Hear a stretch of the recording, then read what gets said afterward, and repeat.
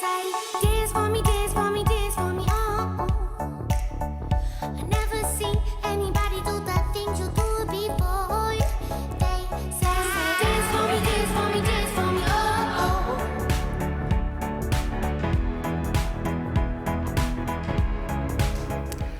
Bon matin sur France 3 Bretagne, bienvenue dans Vous êtes formidable. Ce matin, nous recevons Jean-Pierre Le Goff, patron inclassable, toujours la Bretagne, chevillé au corps.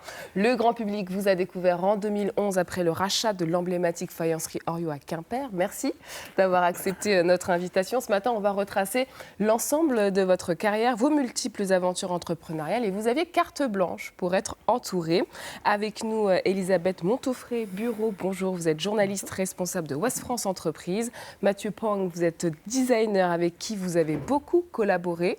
Et sans oublier évidemment votre fils François Le Goff, actuel directeur d'Orio Quimper. Merci à tous d'être avec nous ce matin. Alors Jean-Pierre Le Goff, on va retracer assez rapidement votre parcours. Vous êtes né à Paris, oui, originaire de Plauzet-Vette dans le Finistère. Et votre passion, depuis toujours, ce sont les bateaux.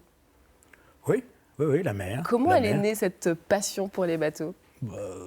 La mer au bout de la Bretagne. Donc, puis ma femme est de Douarnenez, où on passe nos vacances depuis le début. Et petit à petit, c'est normal qu'on s'intéresse aux bateaux. C'est un sport magnifique. J'ai fait école de voile de Tréboul. D'accord. Vous aviez quel âge à ce moment-là ? J'avais un peu moins de 15 ans. J'ai eu le droit à une dérogation pour pouvoir faire l'école de voile à l'époque. Voilà. Et donc, ça s'est entraîné pendant plusieurs années. J'ai fait des stages. Et puis, il se trouve que Tabarly a gagné une superbe course en 76, la deuxième fois qu'il gagnait, je crois. Il a gagné en 64 et 76. Et ma sœur et mon beau-frère ont acheté un bateau, un Love Love, et donc, qui est toujours à l'eau à Trévoul. Et donc, sur lequel vous naviguez encore aujourd'hui ? Un petit peu. Un petit peu. Oui. Puis j'ai aussi navigué sur d'autres bateaux dans d'autres endroits du monde, parce qu'il n'y a pas que la Bretagne. Évidemment. Quand vous allez dans des lieux magnifiques à l'autre bout du monde. Et vous suivez toutes les courses de voile Non, je suis pas passionné au sens fanatique presque. Voilà, pas ancrage. Voilà. Alors vous allez intégrer l'école centrale de Nantes, votre diplôme d'ingénieur naval en poche. Vous vous tournez vers la recherche au ministère de l'Armée. Est-ce que vous diriez que vous avez toujours eu cette soif d'innovation ? Non, c'est comme ça. Moi, je suis un peu blanc d'eau. Je suis. C'est serendipity. On ne sait pas ce qui va arriver. Donc, j'ai pas fait de la recherche. J'ai été embauché par le ministère de la Défense. Après mon service militaire, on m'a proposé de rester. Donc, j'ai jamais fait de CV de ma vie. Et donc, on m'a proposé de rester pour financer la recherche dans le domaine naval. C'est quand même magnifique. Et... On a une photo à l'écran. Là. Vous étiez déjà à l'école ? Ah non, ça c'est le lycée Saint-Louis, boulevard Saint-Michel. À l'époque où les gens mettaient des entonnoirs à l'envers sur la tête, c'était Michel Debré, c'était pas loin. Et donc je suis au 3e rang et le 4e en partant de la gauche. D'accord. Les cheveux très courts. Et est-ce qu'à cette époque déjà vous vouliez être ingénieur ou pas ? C'était pas encore dans... Ah si, ça c'était... Mais par habitude, je dirais ma sœur qui a 18 ans de plus que moi, elle a fait Supélec en 1955, c'était remarquable. Il y avait 2 femmes à l'époque dans cette école-là. Mon beau-frère est ingénieur, mon parrain est ingénieur. Et le fils, François Le Goff, vous aussi, vous êtes ingénieur en électronique. Vous avez été inspiré par le papa ? Oui, voilà, on bricolait, on est assez manuel, donc forcément, l'électronique, c'est venu tout seul. Et comment s'est effectué votre mue vers l'entrepreneuriat, Jean-Pierre Le Goff ? J'ai eu la chance de passer 1 an en Californie. C'était en 83. François est parti avec nous, il a eu 3 semaines. D'accord. Et notre fils aîné, Eric, qui avait 3 ans. Et on a passé 1 an complet en Californie, à Monterey, Carmel, un endroit magnifique. Et là, j'ai découvert qu'il y avait autre chose que la France. Il y avait les États-Unis dans une bonne période à l'époque. Aujourd'hui, on ne va pas faire de commentaires. Mais donc, c'était magnifique. Et puis, en rentrant, je me suis dit, on claque beaucoup d'argent en recherche et ça ne sert pas. Ça ne sert pas en dehors de la défense. Et donc, il faut faire quelque chose pour transférer la recherche vers les applications pratiques industrielles. Donc, vous créez en 1986 Sirena. Vous réussissez justement à faire ce pont entre la recherche et l'industrie. On en parle même à l'époque sur Ouest France. On va voir cet article. Pourquoi c'était un pari à l'époque de se lancer dans Sirena ? À l'époque, les startups, ça n'existait pas. C'est quasiment l'une des premières startups de transfert de technologie. Mais à l'époque, je n'étais pas actionnaire. On ne pouvait pas mélanger le public et le privé. C'était interdit. Donc, c'était l'école centrale qui était actionnaire. On a eu Thales, Thomson est au capital, les chantiers d'Atlantique également. Bon, donc, c'est une belle aventure. Il fallait se lancer, il fallait sauter dans la vraie vie. Voilà. Vous étiez très sérieux sur la petite photo, là, le oui, regard déterminé. Avec des belles lunettes comme à l'époque. Et c'est dans ce chapitre de la vie de Jean-Pierre Le Goff, Sirena, que vous allez écrire votre premier article à son sujet. Est-ce que vous vous en souvenez, Oui, bien Elisabeth sûr, parce Montefray-Bureau? que... Alors moi, j'ai rencontré Jean-Pierre Le Goff pour Sirena, c'était entre 2004 et 2008, avant la vente de Sirena. Donc c'est pour ça qu'on connaît Jean-Pierre Le Goff pour Henriot, mais En fait, plein de gens le connaissent. Sirena, c'est une boîte magnifique. Et à l'époque, Jean-Pierre le dit très bien, à l'époque, en fin de compte, ça paraît normal actuellement d'avoir aujourd'hui une idée, de faire de l'innovation, de faire du deep tech, comme on dit, d'aller chercher, et puis de créer des boîtes et tout. Là, il faut quand même se rendre compte qu'il travaillait au ministère de la Défense, sur les drones, c'était précurseur partout, et il s'est aussi juste rendu compte que ça allait être pas possible de faire exactement ce qu'il avait envie de faire, et qu'il fallait peut-être prendre une indépendance. Très, dans tout son parcours, c'est ça, précurseur, mais pareil, pas d'idée sur la suite, au fil de l'eau, Serendipity, et puis quand même précurseur et curieux aussi. Voilà. On va revenir là-dessus, mais aujourd'hui, Sirena, quand même, c'est devenu Naval Group, c'est une entreprise qui compte. Alors, Sirena n'est pas devenu Naval Group en un, mais c'est devenu le bras armé de la R&D, ça s'appelle Sirena Research, et c'est le bras armé. Surtout, alors, Sirena, c'était très connu surtout pour les stabilisateurs, sur tous les drones. Et puis là, effectivement, là, ça a c'est une très, très belle... Il y avait eu, au moment de la vente, parce que, pareil, on va le voir dans le parcours, Jean-Pierre peut être séduit par des aventures, mais comme on vit d'entrepreneur, tout sa vie. Donc là, au moment de la vente, il y avait beaucoup de gens qui s'étaient penchés sur le bébé. À l'époque, vente pour des CNS et puis Futur Naval Group, c'était le bon choix. Et à quel moment l'idée de racheter des entreprises bretonnes commence à mûrir dans votre tête, Jean-Pierre Le Goff? J'ai quitté donc Sirena après un biseau, après avoir revendu à Naval Group. J'avais plus rien devant moi puisque le bien commun, la fondation Naval Offshore Energy n'a pas fonctionné. Et quelqu'un me dit « Ah, il y a un chantier naval en liquidation, Sibérie, la Carantec, qui font des bateaux pour la SNSM. » Donc, je ne suis pas Bernard Tapie, j'ai regardé, j'ai fait une offre au tribunal et le tribunal me l'a donné. Donc, je me suis retrouvé avec un chantier naval sur le bras. Suspense, on va continuer la suite. On va revenir sur Sibiril et Henriot, évidemment. Et vous avez voulu quand même ce matin mettre un coup de projecteur sur une autre de vos sociétés. Oui. Elle s'appelle Citia. Pour l'occasion, Evan s'est rendu en territoire ligérien. On va regarder. Et oui, on est bien arrivé dans les locaux de Citia à Bougnay, au sud de Nantes. C'est quand même pas tous les jours que France 3 Bretagne débarque en Bretagne historique. Donc merci de nous accueillir chez vous, Fabien. Bienvenue. Vous êtes le directeur de Citia. Peut-être commencer par nous dire, à votre avis, pourquoi Jean-Pierre a tenu à ce qu'on soit là aujourd'hui? Je pense que Jean-Pierre a voulu montrer la société Citia, qui est une PME innovante d'une trentaine de personnes et qui a deux activités, donc qui existe depuis 35 ans, et donc une activité de banc d'essai où on fait des machines uniques au monde. Ici, par exemple, on teste les transmissions de véhicules électriques. Ah oui. Voilà, pour l'automobile. Derrière vous, ici, on va tester, alors c'est assez vite pour l'instant, mais c'est des machines pour l'industrie, c'est des machines qui vont discuter entre elles et c'est relativement innovant également. Et donc voilà, l'univers de Citia, c'est des machines complexes mais qu'on rend utilisables par tout à chacun. Et vous êtes une équipe de combien de personnes? On est une trentaine de personnes, essentiellement des ingénieurs et des techniciens spécialisés. Et voilà, une ambiance jeune, dynamique. Vous avez vu, dans un secteur très agréable. Oui. Et vous êtes entouré de l'aéroport, il y a Airbus. Est-ce que vous travaillez d'ailleurs pour l'aéronautique? On travaille avec Airbus, on travaille pour l'aéronautique. Ici, c'est une machine qui vient tester pour l'aéronautique les faisceaux électriques. Vous savez, il y a pu y avoir quelques problématiques de faisceaux électriques chez certains constructeurs. Ces machines-là permettent de tester... américain dont on ne citera pas le nom. Par exemple. Donc vous testez... Donc en fait, vos clients, ils sont dans ils sont sur toute la planète. Nos clients sont sur toute la planète, utilisent nos machines pour résoudre des problèmes de normes ou d'utilisation. Et on est souvent au début de ces premières machines. Donc on fait souvent des premières mondiales. Et alors, vous avez choisi aussi de travailler sur un secteur qui lui aussi a pas mal de problèmes, qui a du mal à recruter, dont le métier est quand même dur, c'est celui de l'agriculture. Tout à fait, tout à fait, tout à fait. Et donc, on propose une solution, encore une fois, innovante. Une première mondiale, c'est un tracteur totalement autonome, destiné à l'agriculture, dans un premier temps pour le maraîchage et la viticulture, et une machine totalement autonome. Typiquement, une machine comme celle-là, on va avoir l'occasion de la voir même en test dehors tout à l'heure. Avec grand plaisir. Combien de temps ça vous prend à développer un tracteur sans pilote ? Alors on a démarré ce projet-là fin 2014 et on a commencé la commercialisation au début 2020. Donc voilà, on est en plein essor et en plein déploiement et on en a même vendu. choisi votre période pour le lancer. C'est ça. Et on en a même vendu une en Australie. Ouais. Voilà. Donc le savoir-faire breton, je me permets de dire qu'on est en Bretagne. Vous pouvez. S'exporte jusqu'en Australie. Tout à C'est fait, super, tout on va à voir fait. justement ce qui fait la particularité de Tractor. Il s'adapte à n'importe quel type de culture ou presque. Il est piloté par GPS et par des capteurs. On vous montre ça dans une poignée de minutes. À tout à l'heure.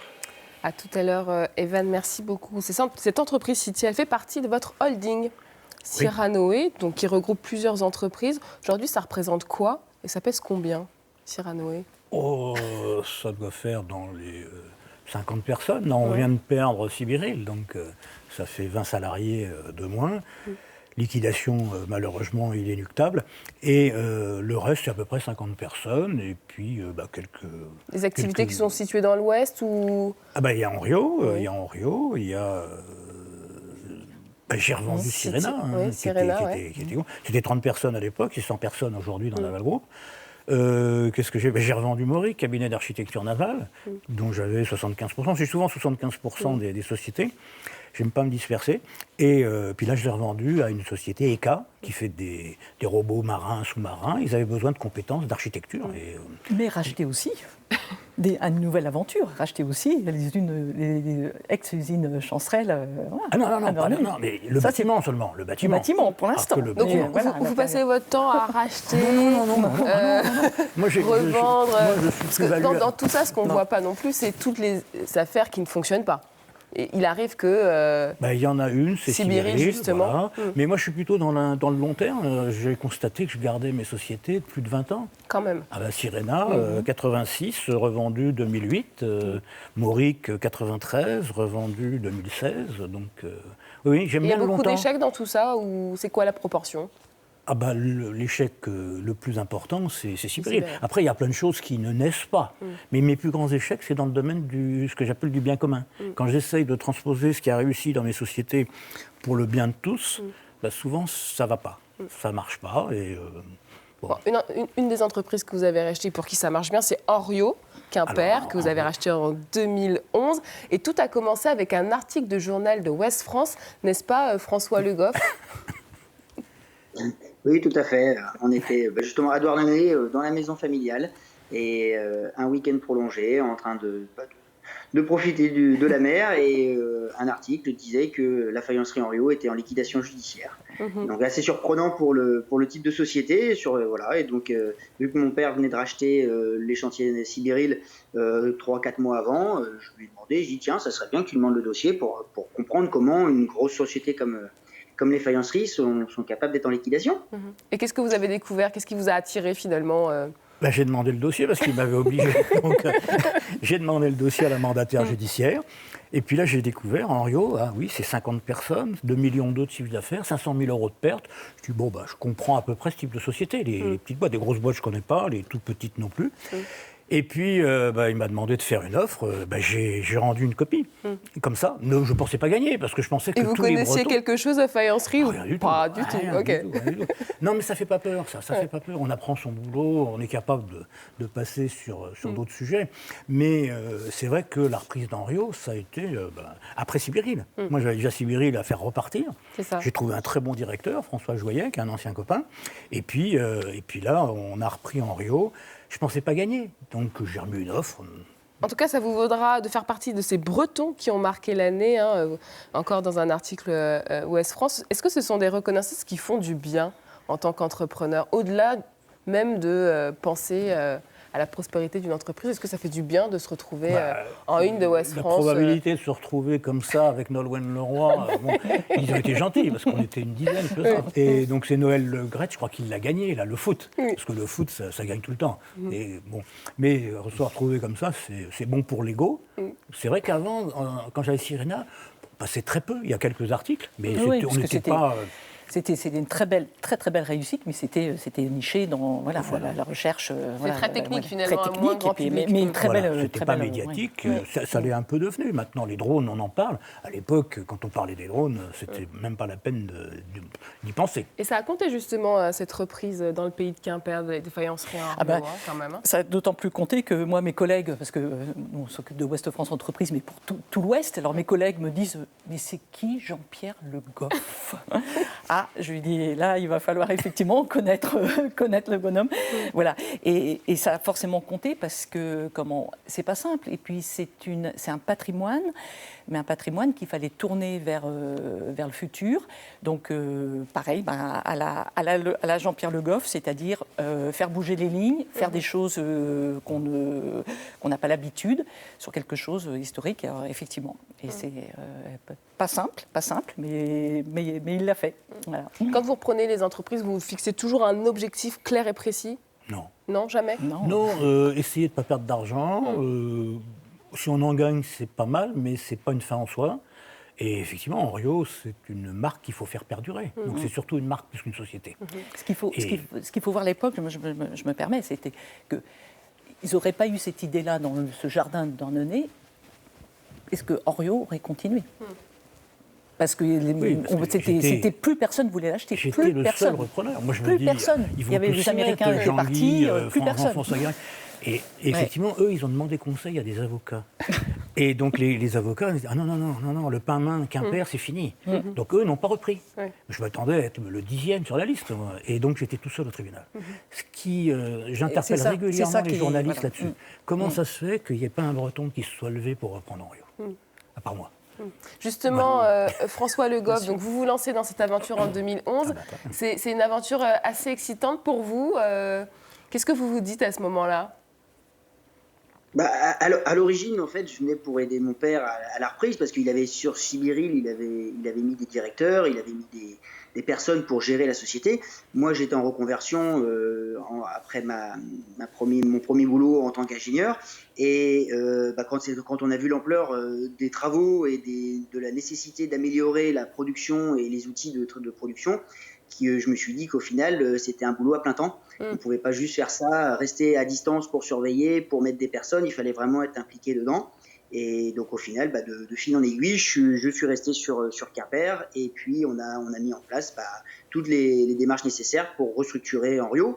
Parce qu'il y avait plein de choses, des surfaces immenses, des bâtiments laissés à l'abandon parce que des pertes. Et donc, il a fallu comprendre les outils, comprendre le fonctionnement. Et puis se mettre un peu d'huile de coude pour remettre tout ça dans le bon ordre, quoi. Et ça a été facile pour vous d'endosser ce costume de directeur que votre père vous a donné au final avec le temps? Au début, je ne l'étais pas. Pendant les 5 premières années, je n'étais pas directeur. En fait, je suis resté un peu le fils du patron, mais par derrière pour faire les choses qui ne se voyaient pas forcément. Parce que mon père était là, il était présent, il y avait encore du personnel chez Henriot Quimper qui est à la direction, les choses comme ça. Donc on a fait une transition douce, intelligente, et donc c'est pour ça que moi je suis resté un peu en retrait pour m'occuper plutôt du bâtiment en lui-même et puis de l'informatique, comprendre un peu tout ce qui était en place. Et puis après, quand le moment est venu, mon père a pris un peu de distance parce qu'il avait d'autres choses sur Sibiril à gérer et d'autres sociétés également à gérer, et c'est à partir de ce moment-là que je suis devenu directeur. Merci beaucoup. On va marquer une pause pour aller retrouver Evan qui nous attend du côté du pays nantais. Il nous présente ce matin un tracteur pas comme les autres. Ah ouais. Enfante, tracteur, Enfante, voilà, comme ça les présentations sont faites. Bon, pour être un peu plus sérieux, Fabien, vous allez nous expliquer en quoi ce tracteur sans pilote autonome va changer la vie des agriculteurs. Qu'est-ce qu'il peut effectuer comme tâche ? Et en fait, il peut effectuer toutes les tâches qu'il réalise d'ores et déjà, mais pour être un petit peu plus précis, il va faire du travail du sol, il va faire du désherbage, il va pouvoir faire de la pulvérisation, il va pouvoir emmener tous les outils déjà utilisés sur les tracteurs conventionnels. Et alors juste, il va s'adapter à quel type de culture ? Parce que j'imagine que par exemple, dans une vigne, l'écart n'est pas le même, enfin, il faut quand même qu'il soit modulable. Tout à fait, tout à fait. C'est pour ça que le tracteur existe en plusieurs modèles, mais chaque modèle a une voie variable réglable et une hauteur réglable. Ah mais Le but- c'est génial. Merci, on essaye.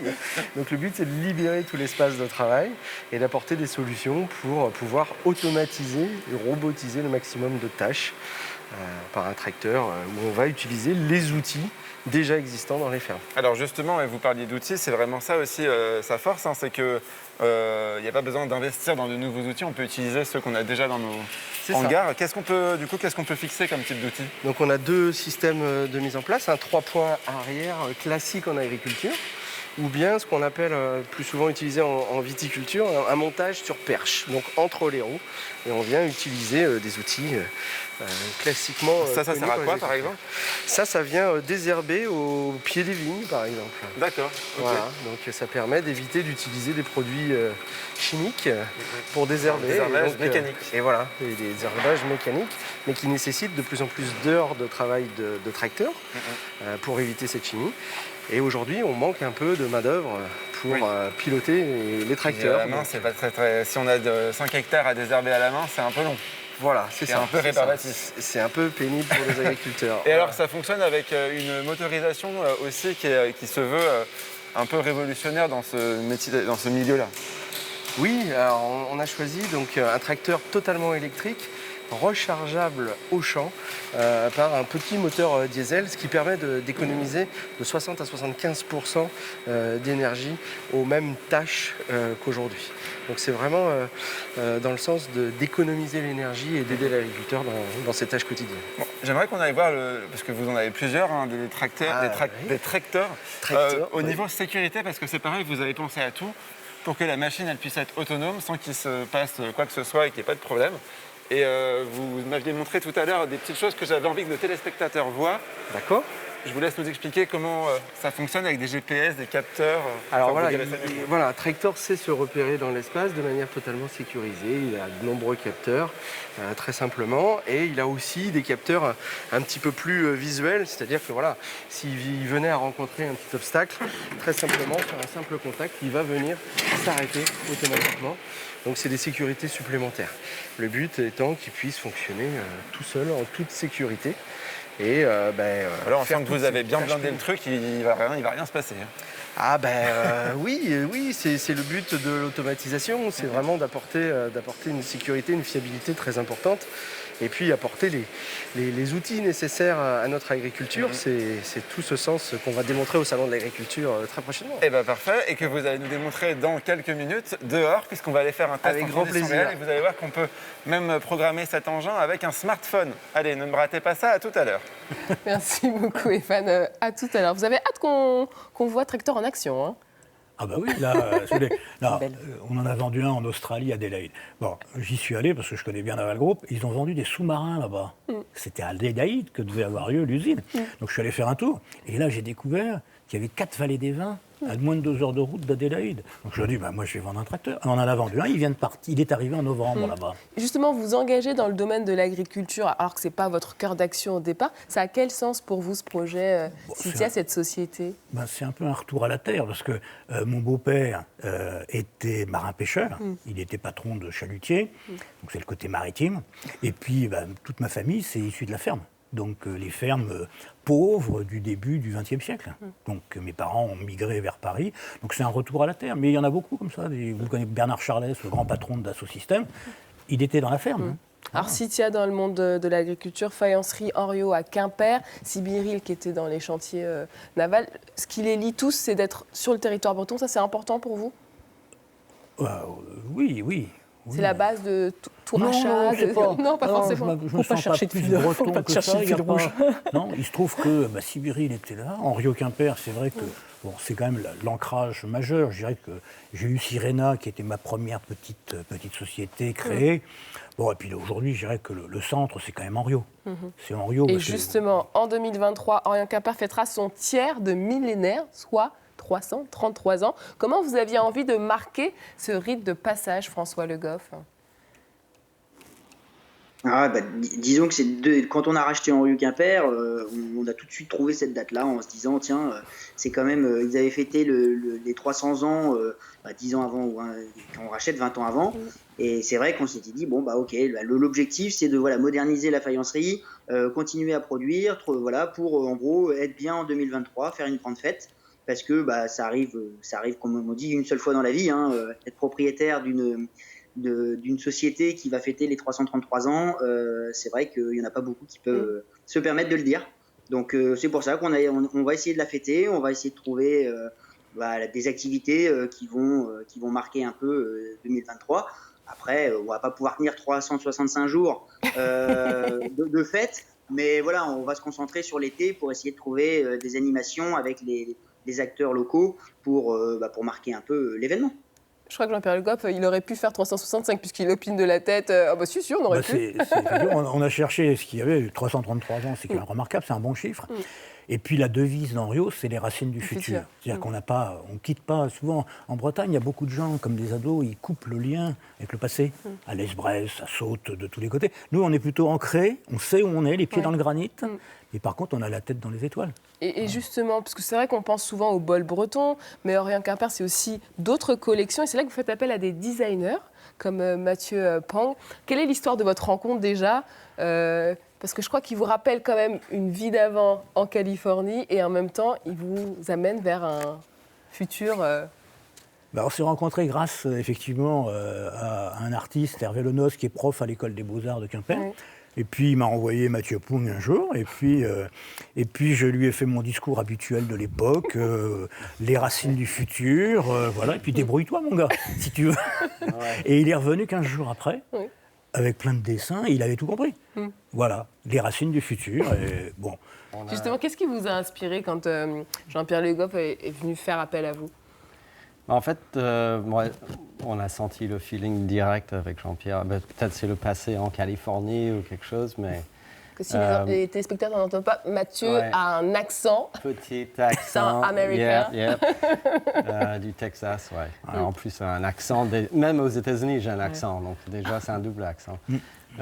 Et donc, Jean-Pierre, il m'a dit, j'aimerais bien faire quelque chose. J'aime bien les thèmes. Pour un designer, c'est plus facile de travailler quand quelqu'un te donnait un cahier de charge avec un thème spécifique. Sinon, s'il m'avait dit, je sais pas, je vais changer Henriot, j'aurais dit, je n'ai pas assez d'infos. Donc, il a dit rupture bretonne.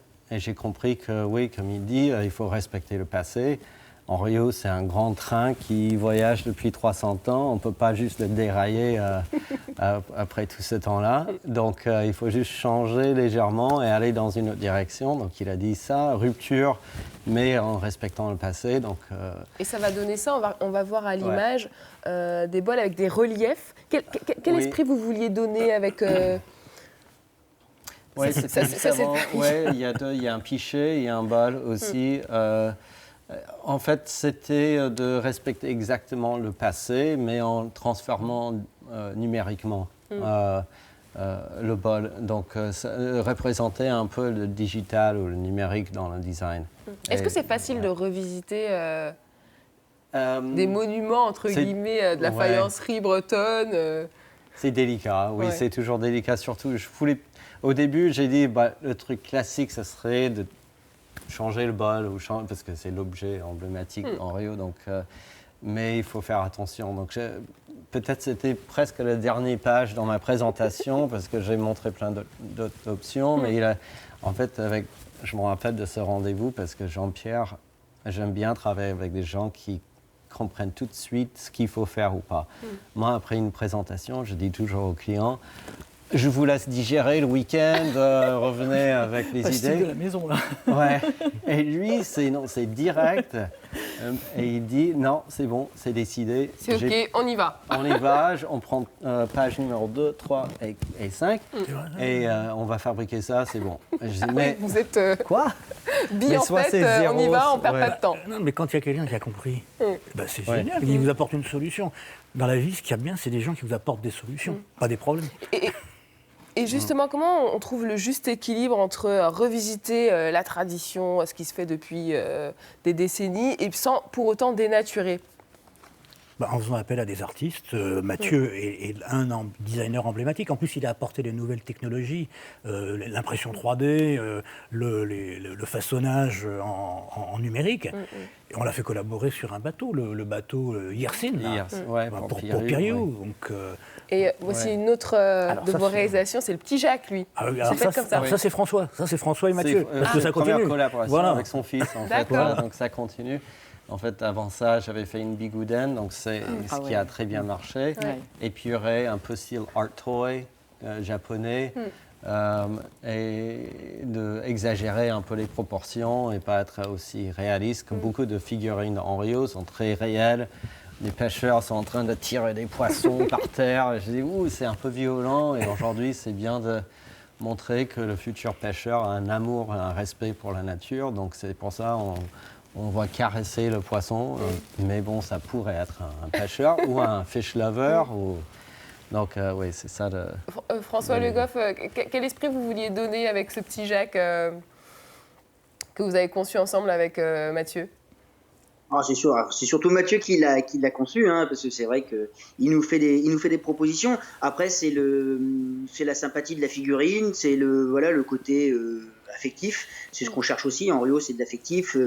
Les gens veulent trouver du bonheur quand ils prennent un bol, quand ils prennent une figurine, quand ils ont un bel élément de déco chez eux. Ça fait partie du quotidien.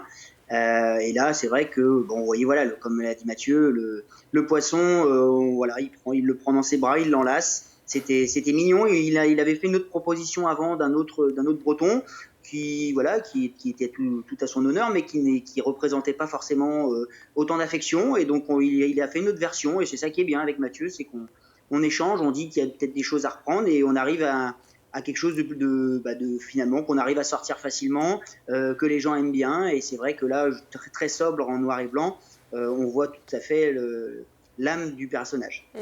Allez, on va marquer une petite pause. On repart direction Bouguenais. C'est l'heure de découvrir les multiples talents de Tractor, ce tracteur innovant. Ça y est, vous arrivez en pleine séance de tonte avec Tractor qui est en train de vous faire une petite démo. Enfin, en fait, c'est aussi vous, Paul, qui faites la démo pour nous. Expliquez-nous comment vous avez programmé le tracteur. Alors moi je supervise la machine aujourd'hui. Alors le tracteur je l'ai amené au champ grâce à une manette de sécurité. Je vais pouvoir interagir avec la machine.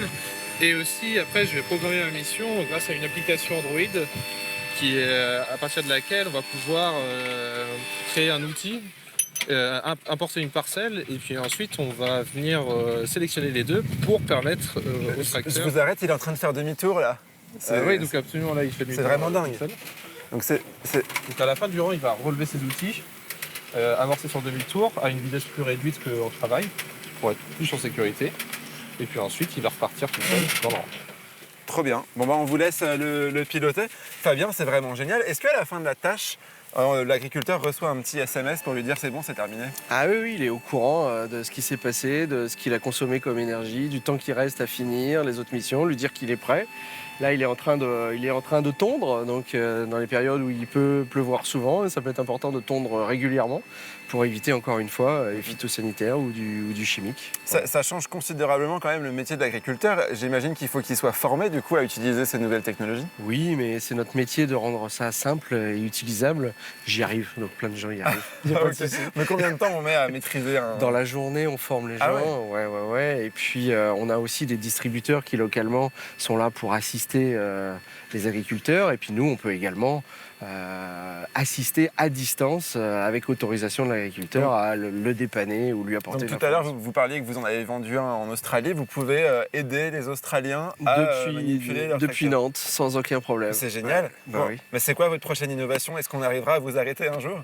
Mais non, l'agriculture est multiple, il y a beaucoup de choses à faire. Donc là, on vient de réaliser une première mondiale où on a fait, pas très loin d'ici, en Pays de la Loire, avec les chambres d'agriculture, une exploitation maraîchère 100% robotisée, depuis le départ jusqu'à la récolte d'épinards, entre autres. Donc, Bon, on est d'accord, le but, c'est quand même pas de remplacer tous les agriculteurs par des robots. surtout pas, c'est de les aider au quotidien, voilà, parce que ils ont besoin de machines performantes, fiables et qui vont les aider dans leurs tâches pénibles. Voilà. Bon, bah, longue vie à Tracteur, du coup. Merci. Et merci de nous avoir accueillis en Pays de la Loire. Nous, on rentre en Bretagne, mais on vous laisse notre crachin breton. Vous êtes Ça contents, hein? marche, ça marche. Aucun Allez, bonne souci. journée à tous.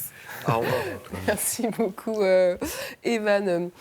Jean-Pierre Le Goff, vous parliez tout à l'heure de votre devise chez Orion Quimper, les racines du futur. Est-ce que ça vaut aussi finalement pour Citia, pour toutes les entreprises que vous reprenez, cette volonté d'apporter de la modernité dans un savoir-faire, une histoire locale? Non, le point commun de tout ça, c'est la création, finalement. C'est l'envie de créer, de trouver des solutions. Je déteste la concurrence. J'ai peur de la concurrence, j'aime pas la concurrence. C'est ballot quand même pour un chef d'entreprise, la concurrence. Oui, mais justement, moi je me faufile, je suis ailleurs. Je suis ailleurs, Serendipity est là pour ça aussi. J'ai plein de... Les drones marins, on était en avance là. Bon, puis à un moment, il y a des grands groupes français qui ont dit stop, c'est pas toi, arrête, on va s'occuper de la suite. Bon, je ne vais pas me battre contre eux. Je suis parti dans le champ d'à côté et j'ai trouvé Citia. Donc on a fait des drones, c'est un drone terrestre ça. Voilà, on a fait Citia, mais on n'avait pas d'idée quand j'ai repris Citia d'aller là-bas. Par contre, c'est de la création, donc ça va arriver. Et en Rio, il y a le côté créatif, on a les mains libres. Vous vous rendez compte, je peux créer n'importe quelle pièce en faisant appel à des spécialistes. C'est quand même extraordinaire, ça. Ça, c'est le point fort d'en Rio. Elisabeth Montofray-Bureau, en quoi il se distingue finalement Jean-Pierre Le Goff? Parce que j'imagine que vous suivez un certain nombre de chefs d'entreprise depuis plusieurs années. Qu'est-ce qui caractérise finalement Jean-Pierre Le Goff? Alors, c'est une bonne question. C'est évident, ce qu'il redit plusieurs fois, c'est évident et c'est rare chez un chef d'entreprise, la sérendipité. On va toujours dire, le chef d'entreprise, il prévoit et tout. S'il y a bien une chose qu'on peut prévoir ces dernières années et actuellement, c'est qu'on ne peut rien prévoir. Donc Jean-Pierre Le Goff, et je pense que depuis le début, et on le voit bien dans son parcours, c'est pour ça que, même si on le connaît par Henriot, son parcours est très très intéressant, c'est que sa curiosité, c'est un homme de solution et de création. Si on met les trois, et alors aussi, quand même, de franc-parler. D'accord. Et c'est important parce que, c'est-à-dire que le franc-parler, et alors en tant que journaliste, c'est d'autant plus intéressant parce que on peut avoir des choses un peu convenues ou des choses. Avec Jean-Pierre Le Goff, on n'aura jamais du convenu. Et on n'aura surtout aucune langue de bois, ce qui est rare. Et donc, si on met ça, si on met des solutions, parce que c'est un chef d'entreprise quand même, donc il y a aussi des fois, voilà, pour Sibéril, la solution, c'est quoi? C'est un retournement de situation. Il y a voilà, un problème à une solution.